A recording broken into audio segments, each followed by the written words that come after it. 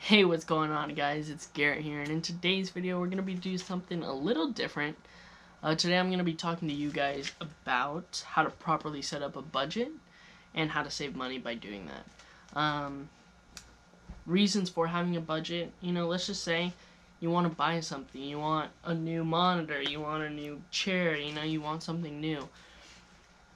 Instead of just getting your paycheck and just going out and buying that on Amazon, and then being left with no money, having a budget will allow you to kind of set money aside for certain things and help you save up money. That way, if an emergency comes, you could pay for that emergency. So the first thing that we got to do, first thing to look at, is going to be your income. So this could be like any way that you make money, whether it be, a normal 9-to-5 job, whether it be a side hustle like doing Amazon FBA. Maybe you get an allowance from your parents. Maybe you just sell some stuff around here, Maybe you, sell shoes, and it's not a side hustle per se, but you just sell some stuff, or it's a hobby, or maybe you're investing in some things, all that just falls underneath income. Anything that when you look at your bank and you see a little plus, that counts as income. So the first thing you gotta look at is how much you're making. Second is gonna be your expenses. So that, and I'm talking like necessary expenses. I'm not talking about like buying some Gucci stuff. I'm talking about like necessities, like paying for rent, groceries, food, a car payment maybe, school, or like if you have any credit debt or anything like that, paying for that. Unnecessary stuff, like I said, the Gucci stuff, or like maybe some AirPods, or like McDonald's or something like that, like anything like that I'd consider unnecessary. So you have to look at your income and your expenses.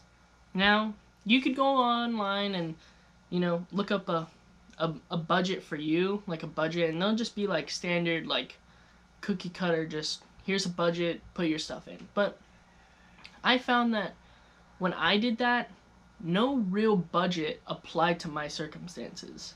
Like, here I am, living by myself, I go to school, but I don't really have that many expenses, or I try to cut back on as much expenses as possible.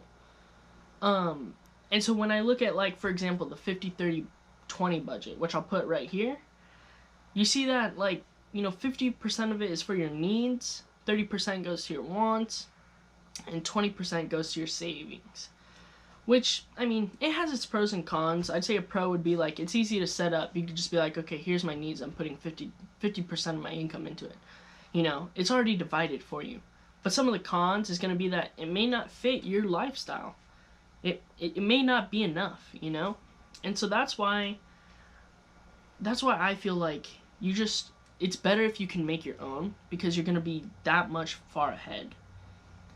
So, for example, I made a little thing here. For me, every month, the only bills that I have that are for sure is going to be my internet, gas, and food. I'm fortunate enough to not have to pay rent. And, so I only have to pay for the internet, gas, and food.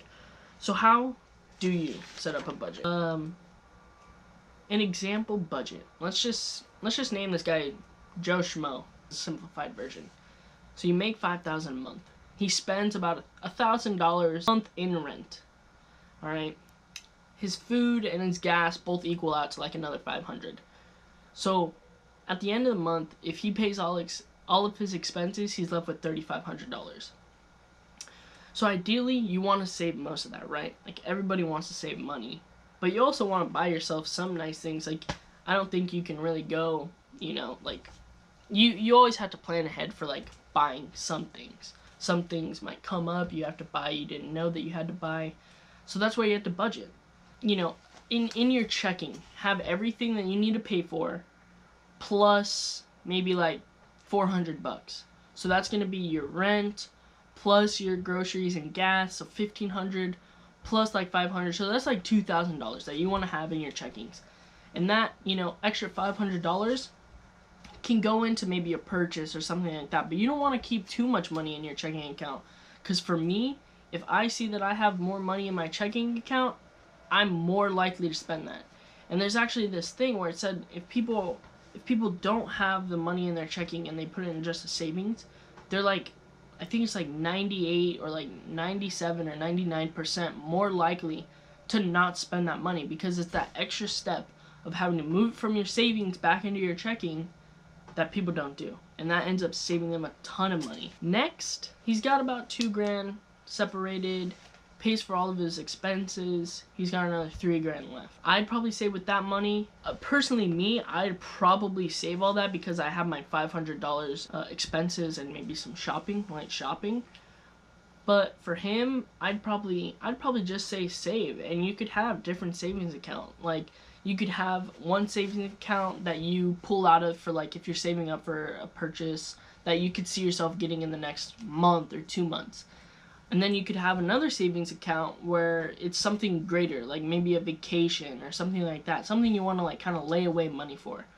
So you could put equal amounts into each, you know, like, let's just say maybe he puts $500 a month into each account. And then he has, ideally, he'd like to have probably a retirement account, like a Roth IRA or something like that. You can only put like $6,000, depending on how much you make, $6,000 or $5,000 a year into your Roth IRA. So it's about $500 a month. So I'd put another $500 into that. So now he's left with $1,500. What he could do is he could maybe save some of that money and invest it into actual investments, or he can invest it in getting one of his hobbies started, whether it be like buying a car and fixing it up. Maybe he wants a Jeep to go off-roading. Anything like that, he can maybe put some money towards that as well. As long as he has his bases covered, he's golden. You know, he's got two savings, long term, a short term. He's got his retirement. Maybe he has a separate investing account, everything like that. And he's set, and he's good to go. Try not to make so many unnecessary expenses. I feel like so many people today are just caught up in, oh, I want the new AirPods, oh, I want the new iPhone. But, like, what is the iPhone actually going to do for you? Like, yes, it's a new phone, but what features does it have that your phone now doesn't have? If you can justify it, like, let's say you're going from a flip phone to an iPhone, then yeah, of course, many advantages. But if you're going from, like, the last phone to the new phone, you have to look at your advantages. Now, there is ways that you can make money off your phone. I'll be making a video about that later. So if you guys do want to get the new phone, and you're like, okay, I just spent like this much money on a new phone, how can I at least get some of that back? Because that's how I feel. Like, if I'm gonna buy something, I want to ideally find some way to, like, make that money, make some money, get some money off of it. Like off a MacBook, you know, I'll edit this video on my MacBook. You know, I feel like that might, a little correlation there. That's just how I feel. But yeah, and I feel like if you can just separate it out, I'll also have in the link below, I'll have a template that you guys can go and check out, and you can plug in your numbers, and you can plug in all your expenses, and it'll tell you, like, how much you're saving, how much you're doing this.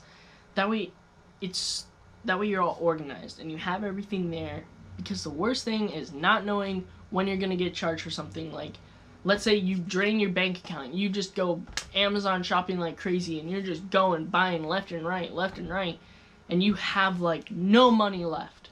And you're like, okay, well, I don't think I have to buy anything else. I already bought everything. And then you get hit with that internet bill, or you get hit with even something as small as, like, a Spotify bill, or, like, something like that, and you're just like, okay, I actually have nothing now, That's why I feel like if you can just, or, like, maybe there's some apps. There's actually apps like, I think, Truebill that you could get.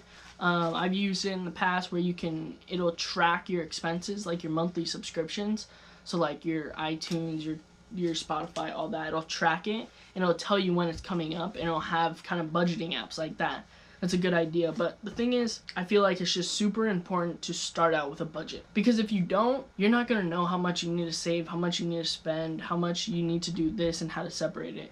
You're not going to know that, and your life's going to be just so complicated, because you're like, okay, I have an expense here, but I have another expense here. Like, all my money is now just going straight out of here. Like, when I get a paycheck, it just it hits my checking account and then it just separates. And then I'm just left with some money in my checking account that's pretty much for my gas, groceries, and internet bill, and maybe a couple extra $100 to spend if I need something. But the rest just goes into like different funds, different accounts, like different savings, different things like that. For me, if the money's out of my eyes and I can't directly see it, it's not there. You know, I don't feel the need to spend it. But then I do just go and check and see how something's going.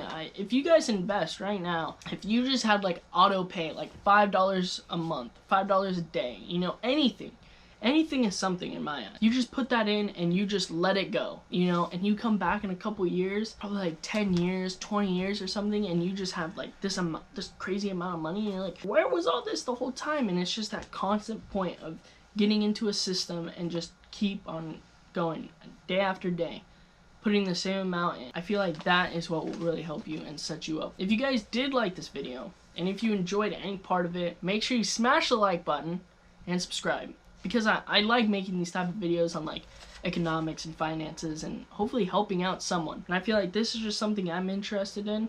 And if I can explain it to one person or to this camera, hopefully someone will get some benefit. So if that's possible, let me know. I'll keep making videos like this, and I will see you guys next time.